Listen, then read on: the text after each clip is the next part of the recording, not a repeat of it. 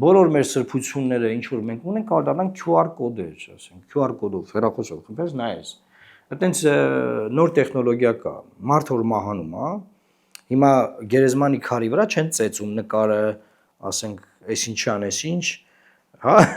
այսինչ թվին ծնվել, այսինչ թվին մահացել է։ QR կոդ են դնում, հարազատները խփում են եւ այդ մարդու բիոգրաֆիան բացվում է։ Հայաստան ուզում են սարքեն մի երկիր, որը կլինի QR կոդ, որ խփենք իմանան, որ մի հատ նման երկիր կար ժամանակին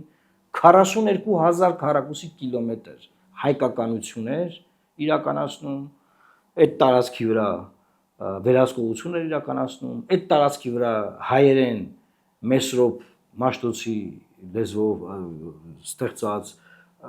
գրերով բանով, հա, մարդիկ սովորում էին հայ առաքելական Սուրբ Եկեղեցու